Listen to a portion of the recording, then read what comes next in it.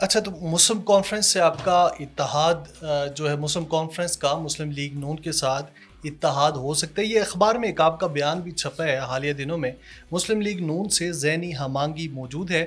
اور اپوزیشن میں رہنے کا 15 سال دور اقتدار ختم ہوا، مسلم کانفرنس ایک بار پھر حکومت میں نظر آئے گی۔ آپ سے منسوب ہے یہ بیان، یہ فرمائیے گا 2018 میں آپ نے اسی مسلم لیگ نون کے جو قائد ہیں میاں محمد نواز شریف،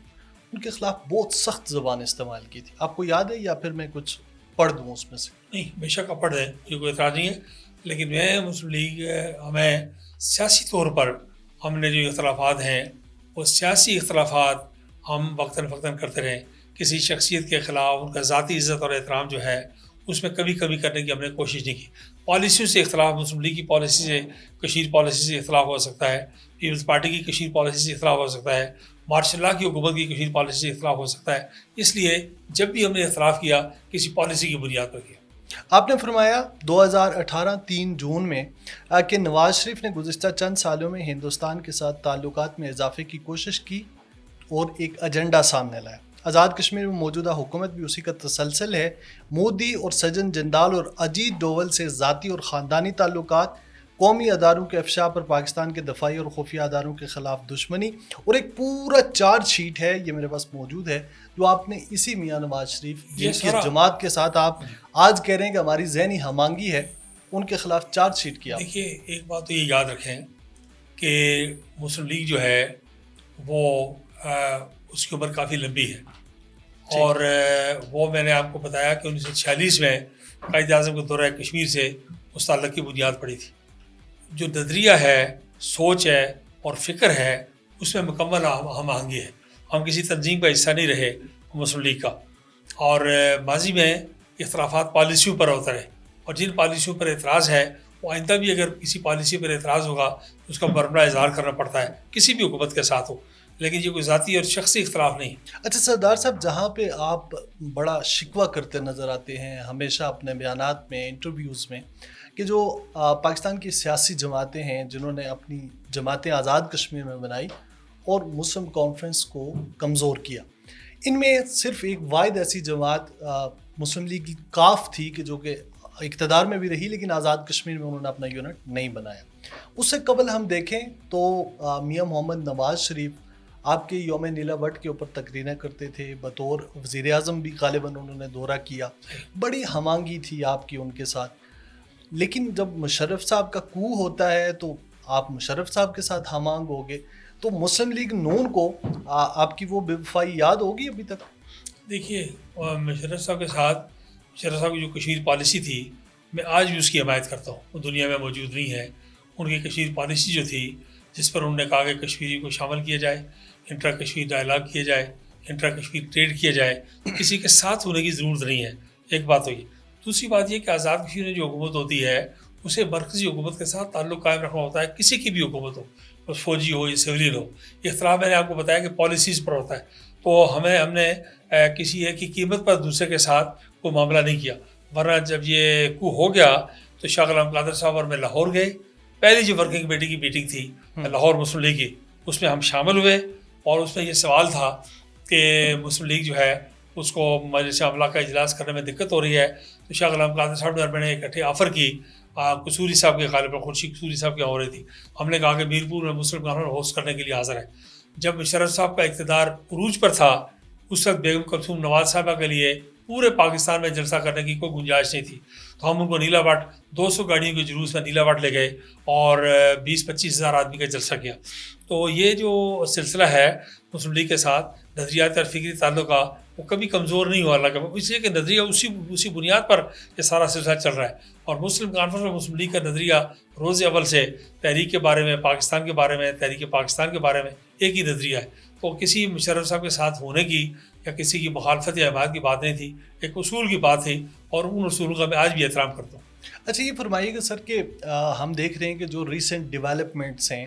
ان میں ایک بڑی اہم ڈیولپمنٹ آزاد کشمیر میں عوامی ایکشن کمیٹی کی صورت میں بھی ہے۔ لوگ نکلے، انہوں نے اپنے مطالبات منوائے، وفاق نے سبسڈی دی لیکن حکومت نے ایک طرح کا سرنڈر کیا لوگوں کے مطالبوں کے سامنے۔ آپ کیسے دیکھتے ہیں عوامی ایکشن کمیٹی کا آزاد کشمیر کی سیاست میں آنے والے دنوں میں کیا کردار ہوگا؟ دیکھیے عوامی ایکشن کمیٹی جو ہے وہ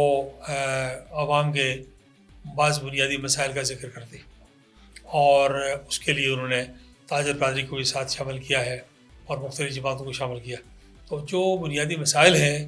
وہ مسائل اللہ نے سب سے زیادہ مسلم کانفرنس کو توفیق دی ہے. ابھی آپ نے پوچھا تھا کہ کتنی بار ہم حکومت میں رہے، تو یہ عوامی مسائل روز اول سے مسلم کانفرنس حل کرتی چلی آئی ہے، ہماری لیڈرشپ حل کرتی چلی آئی ہے. ان مسائل پر تو قابل ذکر اختلاف نہیں ہو سکتا، آپ مطالبہ کریں میں مطالبہ کروں. حکمت عملی کے ساتھ اختلاف ہے کہ جب آپ مسائل کا ذکر کر رہے ہوں تو وہاں پاکستان کے خلاف نعرے لگ رہے ہوں، جب آپ مسائل کا ذکر کر رہے ہوں تو فوج کے خلاف نعرے لگ رہے ہوں، جب آپ یہ ذکر کر رہے ہوں تو مقبوضہ کشمیر کے حالات کا کوئی ذکر نہ ہو، ہندوستان کے خلاف کوئی بات نہ ہو، نظریہ علاقہ پاکستان اور اس کے کابرین کے خلاف بات ہو، غازی ابن سردار محمد ابراہیم خان صاحب کے خلاف بات ہو، مجاہد سردار محمد ابوالقیوم خان صاحب کے خلاف بات ہو. ان باتوں کا مسائل سے کوئی تعلق نہیں ہے، اس لیے کہ مسائل جو ہے وہ شریفانہ طریقے سے، مہذب طریقے سے، پرامن طریقے سے، باوقار طریقے سے، سیاسی طریقے سے، انتظامی طریقے سے حل ہوتے ہیں. اور مسلم کانفرنس نے اور ہماری قیادت نے اس کو حل کیا ہے اللہ کے فضل و کرم سے سارے عرصے میں، اور آئندہ بھی یہ کام ہم جاری رکھیں گے. تو یہ بات عوامی ایکشن کمیٹی کو خود غور کرنا چاہیے کہ وہ جو جائز مسائل ہیں ان کی بات کریں گے تو ایک بات ہے، لیکن اگر وہ اس کو ہلے گلے میں تبدیل کریں گے اور سب کی دشمن ترازی کریں گے تو وہ پر معاملہ بڑا مختلف ہو جائے گا. اچھا سردار صاحب، چونکہ ابھی تک اناؤنس نہیں کیا گیا باقاعدہ، لیکن خیال یہ کیا جاتا ہے کہ آزاد کشمیر کا جو آمدہ الیکشن ہے اس میں عوامی ایکشن کمیٹی جو ہے وہ بھرپور حصہ لے گی. اگر عوامی ایکشن کمیٹی کے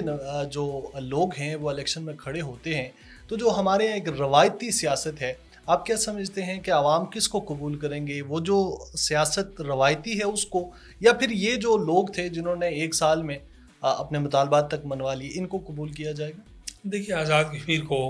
اس طرح افراتفری کا شکار کر کے کوئی الیکشن آسانی سے نہیں لڑا جا سکتا.